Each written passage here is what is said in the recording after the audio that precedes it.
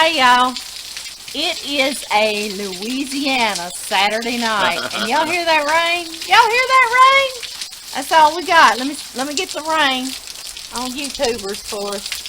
That's it, y'all. So we normally eat steaks out on the grill on Saturday night, but this Saturday night we're just gonna cook inside, and of course y'all gonna be with us. Hey y'all. For Tuscan braised potatoes, we need some potatoes. We're going to use russet potatoes because they're starchier than a lot of potatoes, and they'll actually make our little dish a little on the creamy side. So we're going to use russet potatoes. You need about 2 pounds, and I've got 2 nice big old potatoes. Y'all see how big they are. We're going to need rosemary that we picked outside of the canning kitchen. John walked out there just before it started pouring rain on us with me. And we picked a nice sprig of rosemary. Smells so good. We're going to need 3 garlic cloves, salt, pepper, olive oil. We're going to need a 14.5-ounce can of whole peeled tomatoes, 1 red onion. Y'all know I call that a purple onion because that is purple. This is red and that is purple. So, you know, we're going to need red pepper flakes. And then we're going to need some chicken broth, about 2.5 cups. So I'm going to get these peeled and chopped into 1-inch by 1-inch squares, approximately. And I'll be back with y'all. Okay, y'all. The first thing we're going to do, I got this nice Dutch oven out. Mine's a enamel coated Dutch oven here. Use whatever pan you want to use. I am going to put 1/4 cup of olive oil, and don't worry about all these measurements because I promise I'll put them on in the description box on our YouTube video, so you can go there and you can get this recipe. 1/4 cup of olive oil. I did measure that just to show y'all what it looks like, but honestly, you see how a 1/4 cup just kind of covered the bottom nicely in this pan, so you can kind of gauge it yourself. And I chopped our red onion, but y'all know I call it a purple onion because it's purple. And I chopped it, and y'all see how I sliced it? I sliced it in half, and then I chopped it in thin slices from there. I'm going to put that in there. I'm going to turn my fire on to heat my pan up. To heat it,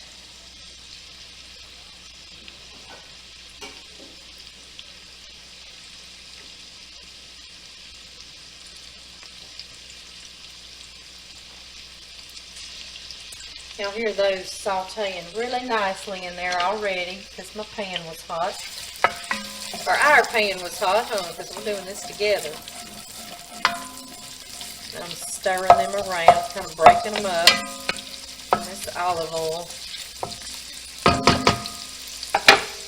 Okay, y'all, and this is what I did with the 3 garlic cloves. I sliced them. Y'all see how I just thinly sliced them? Like that. I'm going to put those in there as well. And I am going to saute this just for a few minutes, kind of get started before we put our potatoes in there. And I was going to tell you what we're doing, because this is a it almost reminds me of making risotto, where how you add a liquid a little bit at a time and let it cook into your rice. That's the same way it's going to be with these potatoes, and that's why they're called Tuscan Braised, because it's cooked in an Italian manner, and I dearly love that because so much flavor gets inside of whatever you're cooking. So that's what we're going to be doing. I'm going to let these go just a few minutes, and I'll be back with y'all.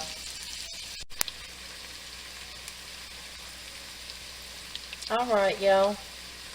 Something I do at this point in time as well is I go on and put some salt and pepper in here.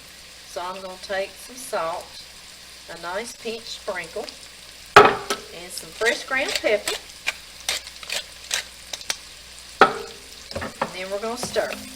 These onions and garlic are going to go 8 to 10 minutes. So I'll come back. Okay, y'all. Don't y'all be helping me. He's in here. He's my stirrer. He's my sous chef. Okay, y'all, these have been going 8 minutes, and y'all see how they're nice and soft in that olive oil. And the reason why we put, y'all tell everybody hi. Hey. The reason why we put a 1/4 cup of olive oil is because now we're going to put our potatoes in here, okay? Stir those around and coat all that olive oil on our potatoes, baby. And the onions and the garlic. That looks so good. So good so far, and we've just gotten started, haven't we? And once they get coated, we're going to leave them on medium-low heat. Are they good and coated, baby? I believe they're good and coated. Okay. Let me put a little more salt, okay, guys? We'll do just another pinch of salt on our potatoes because we want to make sure each ingredient gets seasoned, and some more pepper. There we go. All right, stir around one more time, baby. And then we're going to let them sit, and we're going to let them kind of brown a bit for about 5 minutes without stirring. So we'll get some brown bits on the bottom, because brown bits are good stuff. Yes, they are. Good, good, good. Very good, darling. I like how you put them all on the bottom. Very good. Okay, guys, we'll be back in 5 minutes. All right, y'all, at this point, they've been going about 2.5 minutes. And I am going to give them one quick stir just to make sure nothing is browning too much on the bottom, okay? They need about 2.5 more minutes. And this is the time that I love to add my red pepper flakes. Crushed red pepper flakes. And I'm going to add 1/2 teaspoon. Just like this. Because I like my little red pepper flakes to actually cook and kind of fry down in there and bring their flavors back out before we add our chicken broth. So this is when I add it, and I'm going to stir them in there to the bottom. I wish y'all could smell this right now. Does it smell good to you, baby? It smells great. Garlic and onion and olive oil, you can't go wrong, can you? You can't. And like I say, this is just something a little different than a baked potato with the steak on Saturday night. Okay, guys, about 2.5 more minutes, and we'll go on to our next step. All right, guys, y'all hear those potatoes? They're sizzling in there, aren't they? Maybe if you want to start stirring for a minute, and I want to show y'all what I'm doing. Kind of keep it. Oh, look at all that brown in the bottom. How fantastic. 5 minutes, and look how beautiful brown they are. Okay, guys, here's our can of whole tomatoes. And you like to use whole tomatoes because then you know you're getting an entire tomato, okay? Like him. You know he has not been compromised, or you're not getting giblets or anything like that. And you can come in here and just chop them. Just chop them with some scissors right down in their juice in this. I did this so y'all can see it, but you can do it right in your can, okay? Honestly, you can. Make sure I've got these chopped up pretty well. We're going to add those into our potatoes, and they are looking fantastic. Alright, guys, at this point, this is when we add these tomatoes that we just chopped together. Right there, you can keep stirring, baby. We're going to add our sprig of rosemary, too. Stir him under, darling. And then we will begin to add our chicken stock. Just like this. I'm going to add 1 cup for now. There we are.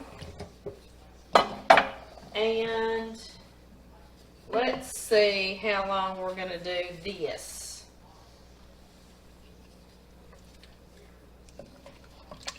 For 10 minutes. And what's going to happen in the 10 minutes, guys, is the potatoes are going to begin to absorb a lot of the tomato sauce and the chicken broth, and then we'll come back and we'll add more. I am heating this in the microwave too, so we're not just adding completely cold chicken broth, as you know, because this is already hot, so you want this to be warm. I'm going to go reheat it in the microwave, And I will be back in 10 minutes, okay? And do watch it, and you can stir it occasionally. You're not going to hurt anything. And just adjust your heat occasionally to make sure you keep it at just like a little simmer, guys. And I'll be back, and you'll see what this has done by the time I come back, how it's absorbed. Okay, guys, we've been 10 minutes. Y'all see how good they're looking. We're going to add 1 more cup of this warm chicken broth that we've got from the microwave heating up. And we are going to, at this point, you don't want to stir these potatoes vigorously. You want to just fold them around. Isn't John Murray doing such a grand job of just folding them around? And we're going to go 10 more minutes, guys, and let them absorb this this amount of chicken broth and tomato sauce. Very good, darling. Okay, y'all. It has been 10 more minutes, and do y'all see how nice and condensed down it gotten? And I know that we have 1/2 cup of broth left. However, this was not 2 pounds of potatoes. This was maybe like 1.25 pounds of potatoes. That's all I had for John and me. 2 large-sized russets. So I'm not going to put that other half. Do you see? He looks really, really, really nice like that. So what I'm going to do at this point with him is I'm going to turn the fire off. And I'm going to put the lid on here. Just like that. And over here, I want to give you some options of what you can do for your protein with your potato. Thank you, darling. Try not to drop y'all off the counter. So there's some things you can do. John and I are going to cook a steak to go with this tonight, and that's just what we do on Saturday night. But you could do a chicken breast. You could do a pork chop. And you could also go vegan with this or vegetarian with this. You could have used vegetable stock in there instead of chicken stock. And you could cook a portabella mushroom, a big portabella mushroom. Y'all know, just pan-sear him, just like you're cooking a steak. And that would be your meat or your meat substitute to go with that. And another thing that would be really beautiful on here is a fried egg. So I'm going to get us a fried egg going. And I would probably 3-4 days out of the week eat vegetarian if I didn't live with a man called John Murray. But I do. So I tend to cook meat with him, but I would love this. So I'm going to fry us an egg while this is sitting. You cover that and you let it sit for 5 minutes. Let me get it down here and let y'all see this egg. And I'm going to get this egg going and get him cooked. I like him over easy where he's still a bit runny.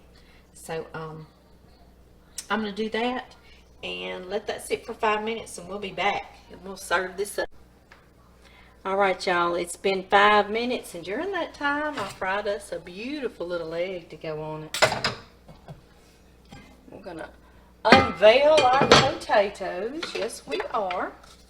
We will plate these up, show you. Like I say, John and I are having a steak with it, but I want to show you something you wouldn't even have to cook a piece of meat with it, right? First thing you need to do is try to get your little rosemary twig out of there. There he is right there. We're going to get him out, okay? Hoping y'all can see all of this.